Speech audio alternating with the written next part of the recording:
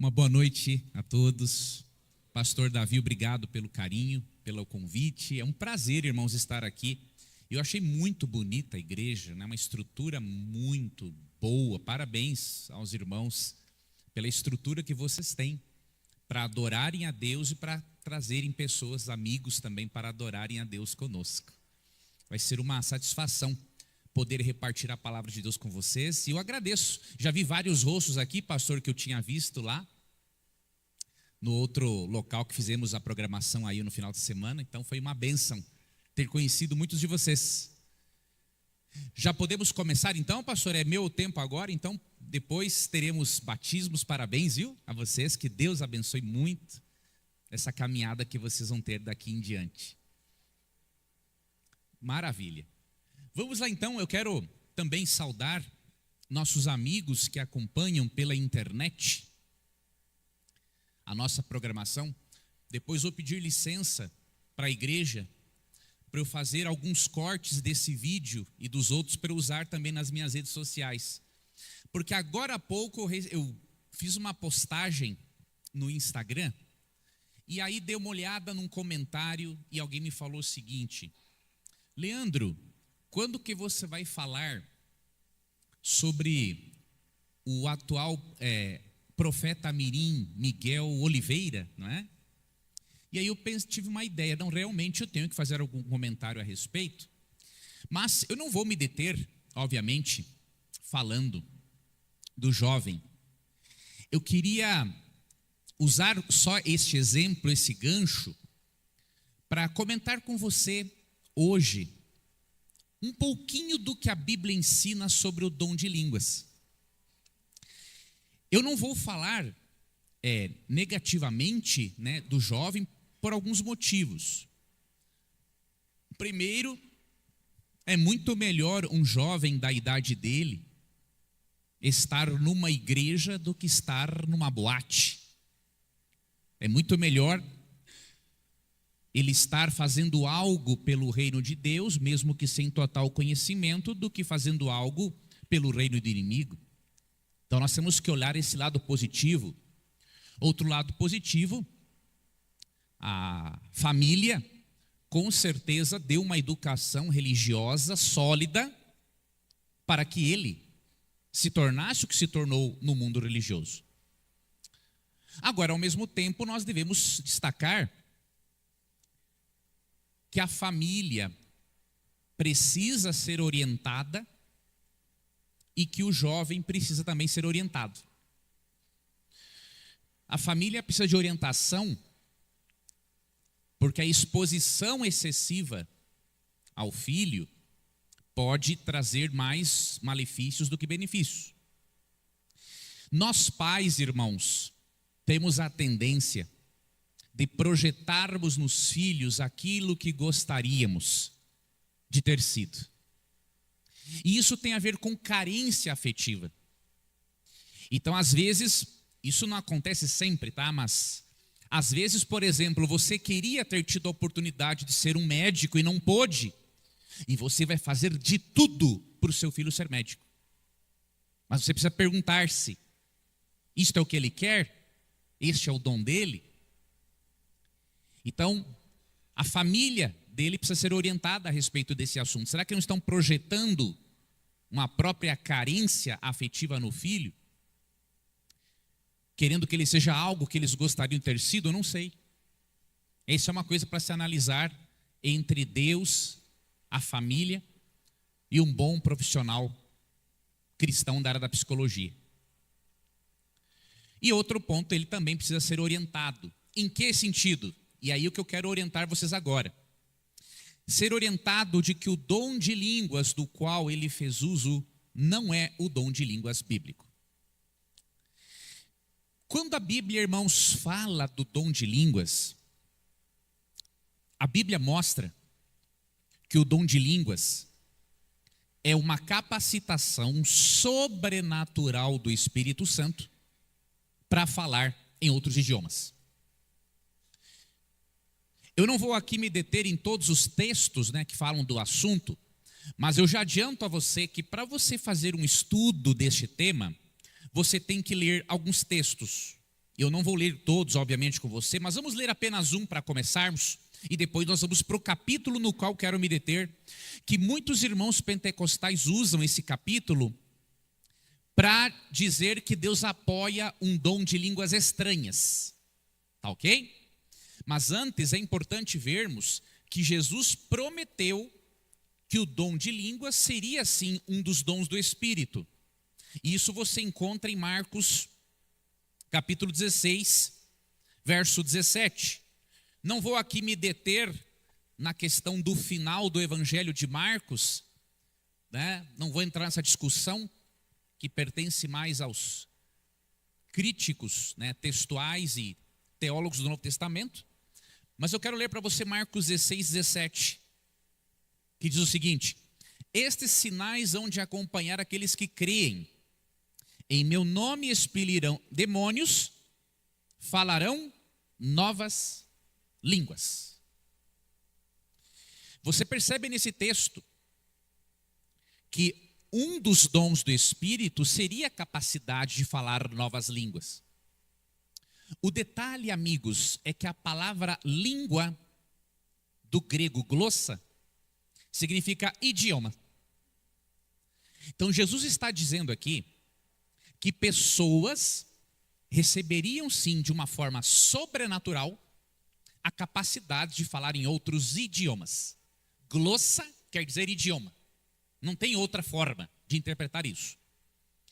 E essa promessa se cumpre pela primeira vez na festa do Pentecostes.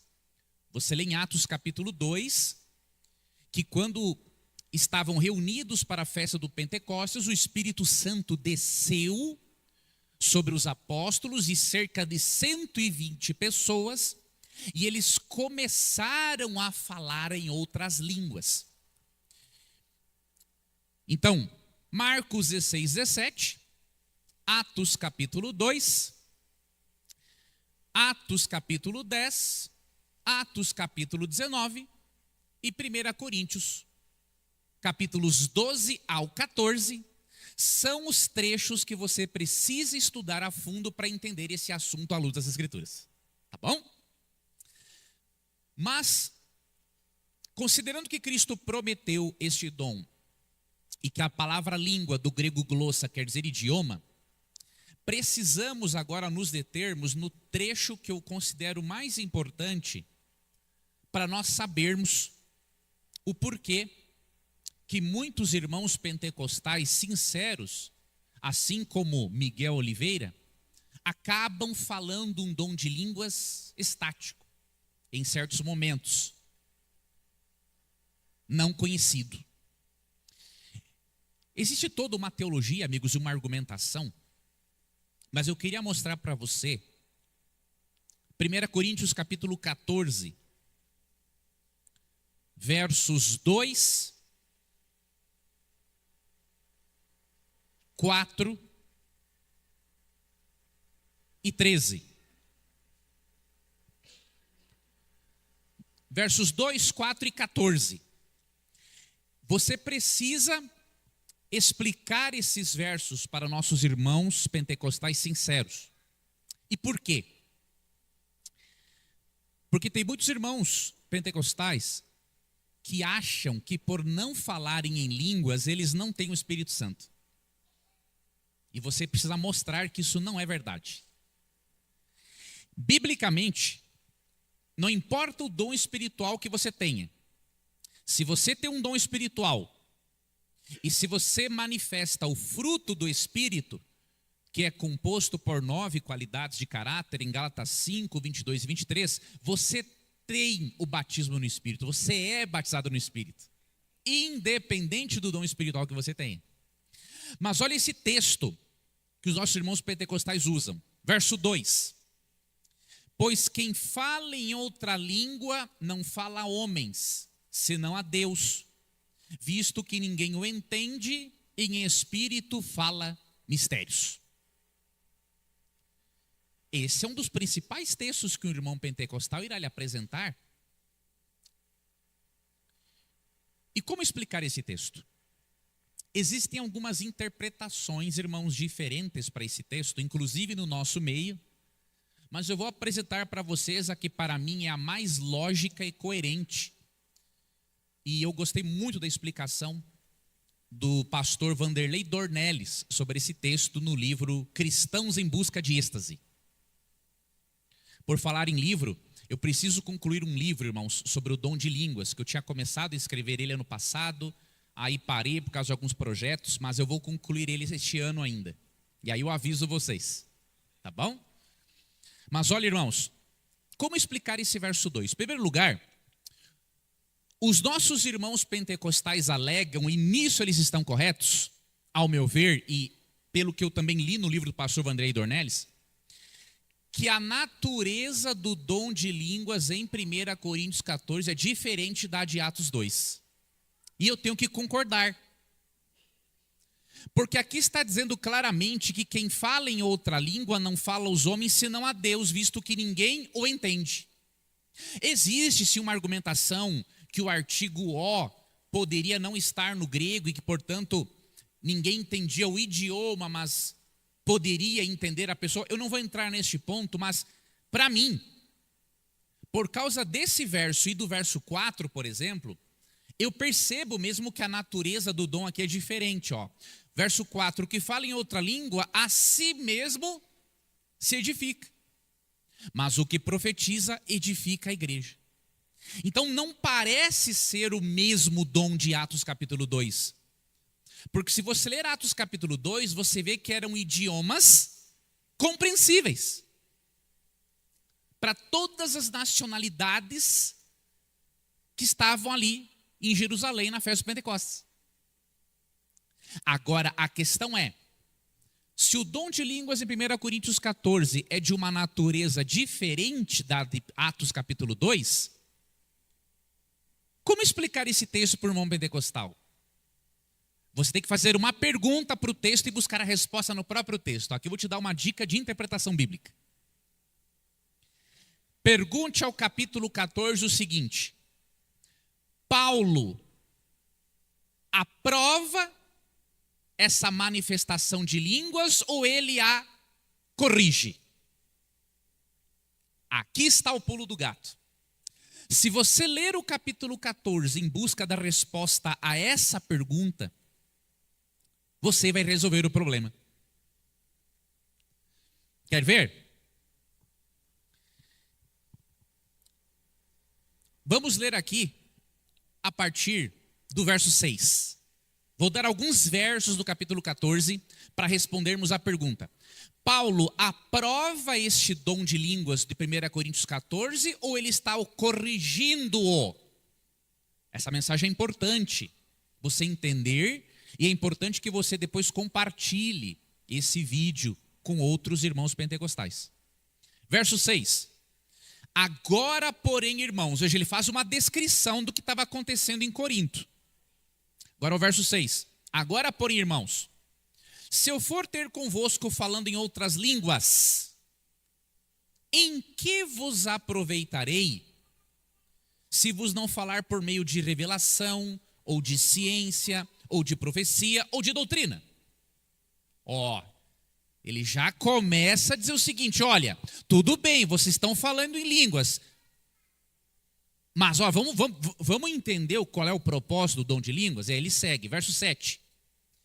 É assim que instrumentos inanimados, como a flauta ou a cítara, quando emitem sons, se não os derem bem distintos, como se reconhecerá o que se toca na flauta ou na cítara? Pois também se a trombeta der som incerto, olha essa palavra incerto aqui, quem se preparará para a batalha? Assim vós, se com a língua não disserdes palavra compreensível, como se entenderá o que dizeis? Porque estareis como se falasseis ao ar. Paulo, irmãos, está corrigindo a forma como o dom estava sendo usado em Corinto. E ele usa uma ilustração dos instrumentos.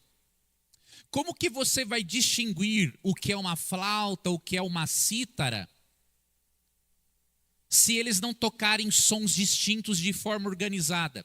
Outro argumento de Paulo: Se uma trombeta não der o som correto, der um som incerto, do verso 8, né? Quem que vai se preparar para a batalha? Aí ele diz, da mesma maneira vocês. Se vocês não falarem palavra compreensível, como se entenderá o que dizeis? Paulo está mencionando, sim, amigos, que tinha uma manifestação de línguas estranhas em Corinto, mas ele não está provando. Quer ver mais alguns versos? Tem outros, você pode ler depois do capítulo, mas vamos aqui para o versículo 19, e aí eu vou voltar e explicar o 14. Contudo, prefiro falar na igreja 5 palavras com o meu entendimento para instruir outros a falar 10.000 palavras em outra língua.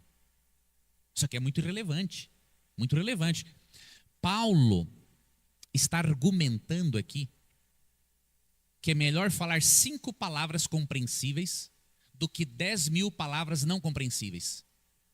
Então ele está apoiando o dom de línguas estranhas? Não. Está corrigindo.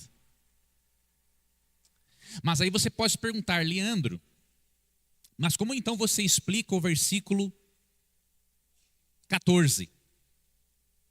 Primeiro, o verso 2 diz que ninguém entende. O verso 4 diz que o que fala em língua edifica só a si mesmo.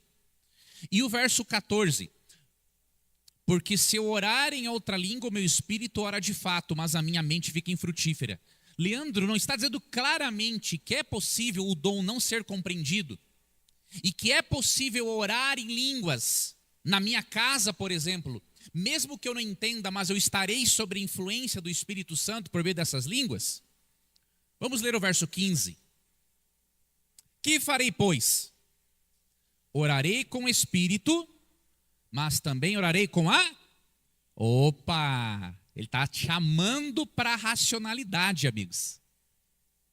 Cantarei com o Espírito, mas também cantarei com a mente.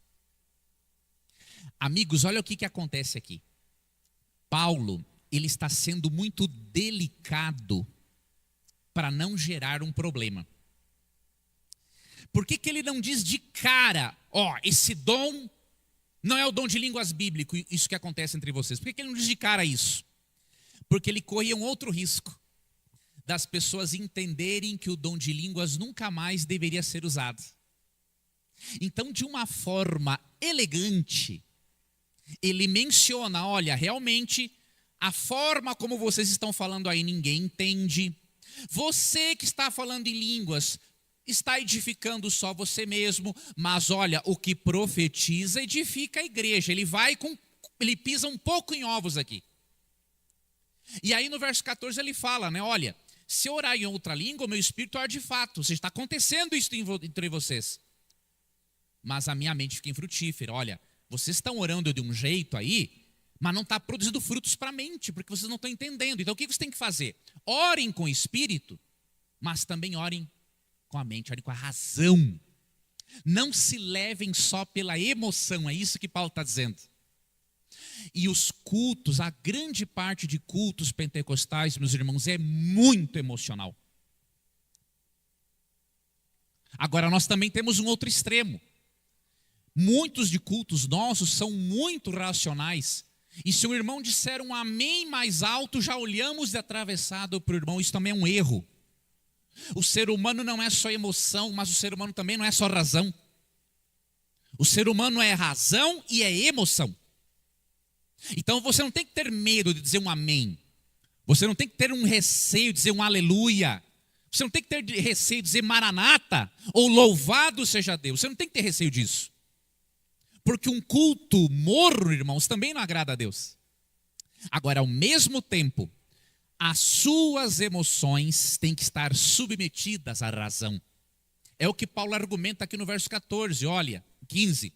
Orarei com o espírito, mas também orarei com a mente. Cantarei com o espírito, ou seja, vou me emocionar, vou sentir emoção, mas também cantarei com a mente.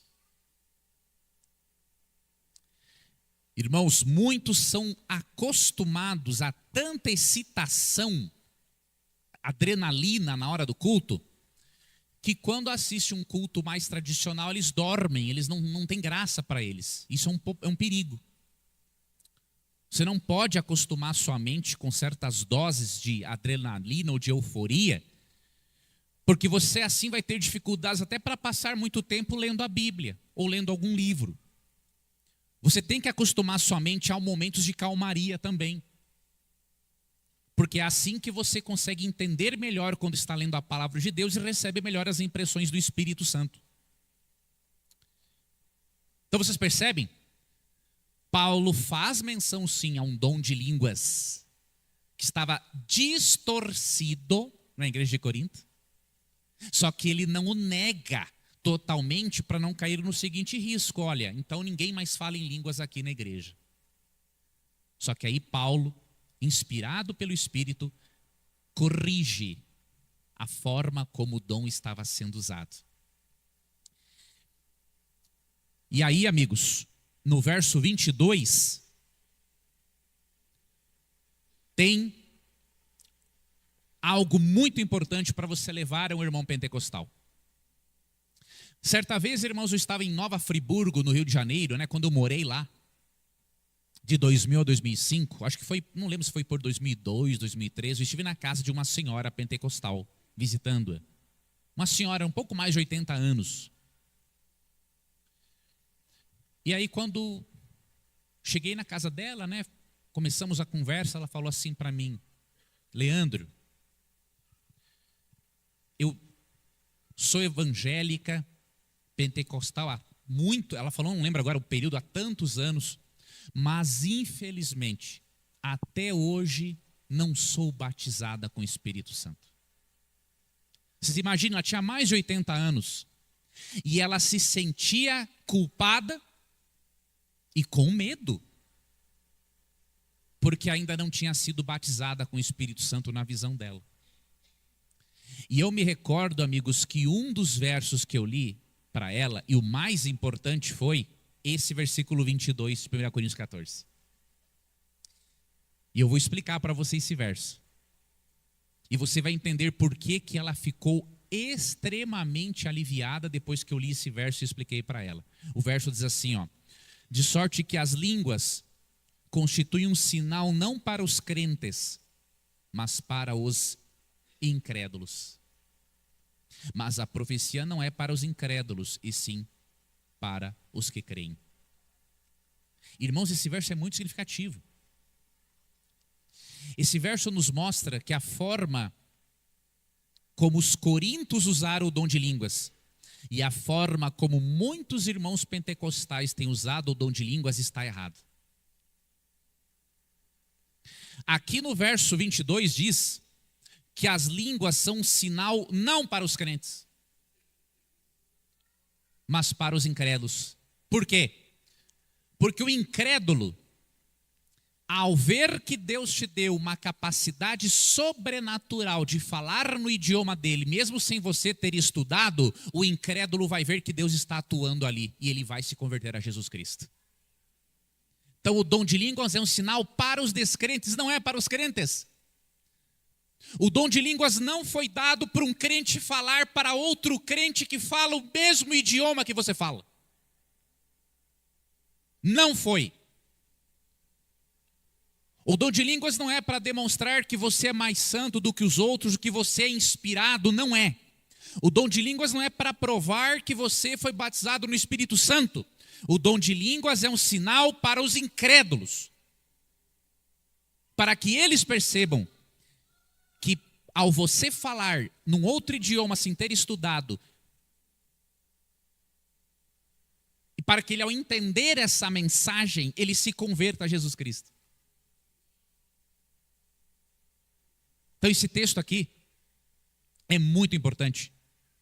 E aí quando essa senhora soube disso, ela ficou aliviada, ficou muito feliz, porque eu mostrei para ela que por ela ter outros dons espirituais, e que por ela ter por ela estar desenvolvendo o fruto do Espírito de Gálatas 5, 22 e 23, que é amor, alegria, paz, bondade, longanimidade, por aí vai. Eu falei assim, irmã, a senhora já foi batizada com o Espírito Santo há muito tempo. Desde que a senhora aceitou a Jesus Cristo como seu Salvador, desde que você foi mergulhada nas águas, assim como Jesus foi batizado nas águas e no Espírito ao mesmo tempo, você também foi, desde o seu batismo. E aí eu expliquei para ela que as exceções não são a regra. Em Atos 10, 44, 48, por exemplo, Atos 19, 1 a 6, quando eles recebem primeiro o dom de línguas para depois ser batizados, isso é uma exceção. Ali tinha um propósito evangelístico nesses capítulos, e eu não vou entrar neles agora. Mas a regra é, você aceitou a Jesus, foi batizado nas águas, você já está sendo batizado com o Espírito. E eu falei para ela também o seguinte, o batismo com o Espírito não é uma experiência única, ela é diária na sua vida. Então, minha irmã, tira da sua mente essa ideia de que você, por não falar em línguas, você não tem o batismo com o Espírito Santo. E o texto que eu usei para provar para elas isso, irmãos, e aí eu finalizo, foi 1 Coríntios 12, 28 a 30. Olha como é claro esse texto, em dizer o seguinte, olha, não importa o dom espiritual que você tem, se você tem um dom, se você recebeu um dom, após aceitar a Cristo como seu Salvador, você é batizado com o Espírito Santo, mesmo que não seja o dom de línguas. Quer ver? 1 Coríntios 12, 28 a 30, vamos ler até o 31. Porventura, não, 28, a uns estabeleceu Deus na igreja, primeiramente apóstolos, em segundo lugar profetas, em terceiro lugar mestres, depois operadores de milagres, depois dons de curar, socorros, governos, variedades de línguas. Porventura são todos apóstolos? Sim ou não, irmãos? Não. Ou todos profetas? Todos são profetas na igreja? São todos mestres? Ou operadores de milagres? Tem todos dom de curar, irmãos? Falam todos em outras línguas? Olha aqui, ó. Aqui não diz que você só é batizado com o Espírito se fala em línguas. Aqui fala que os dons são diversos. E que ninguém tem, que a igreja não é obrigada a ter o mesmo dom. Interpretam-nas todos? Entretanto, ou seja, apesar de nem todos terem os mesmos dons, procurai com zelo os melhores dons. Então Paulo faz uma série de perguntas retóricas que exigem um não como resposta, para dizer o seguinte: a igreja é um corpo, e a igreja, assim como um corpo, possui muitos membros com diferentes funções, e nenhuma função deixa de ter a sua importância. O pé, a mão, a cabeça, o braço, a perna, todos têm a sua função. Por menor que seja, o corpo como um todo depende de todos os membros funcionando de forma correta, harmônica para o bem-estar desse corpo. É o argumento de Paulo. Paulo diz o seguinte: se sinta valorizado pelo Espírito Santo, pelo dom que você tem. E não almeje ou não pense que é obrigatório você ter um dom específico para você ser valorizado pelo Espírito Santo. Ele lhe ama. Ele lhe trouxe a Jesus Cristo. Ele converteu você. O Espírito Santo lhe deu um dom, ou alguns dons espirituais. Ele desenvolve em você as qualidades de caráter dele. Então, fica tranquilo, fica tranquila, você já está salvo em Cristo. É só não desistir dele. E nós vamos ter agora a oportunidade de vermos mais duas amigas e irmãs, logo mais, entregarem definitivamente a vida a Jesus Cristo e receberem o batismo nas águas e o batismo no Espírito também. Parabéns para vocês. Mãe e filha, que coisa boa, parabéns. Que Deus guie a família de vocês. Creia, meu irmão e minha irmã, que independente do dom que você tem, você já é batizado no Espírito. E eu falo isso para você, meu irmão pentecostal, que está assistindo agora. Estuda, reveja esse vídeo. Eu sei que pode ser difícil a princípio, por se tratar se tratar de alguns conceitos novos, mas eu convido a você, vá ao texto bíblico. Faça essa pergunta para 1 Coríntios 14. Paulo aprova aquele tipo de dom ou ele o corrige? Se você buscar a resposta correta, o texto vai lhe dar a resposta correta. Agora você vai precisar submeter a sua lógica e interpretação pessoal à lógica e à interpretação do Espírito Santo e do apóstolo Paulo aqui. E eu desejo, meus irmãos, que o Espírito Santo batize a vocês e a mim todos os dias, para que sejamos pessoas cada vez melhores. Obrigado por terem assistido.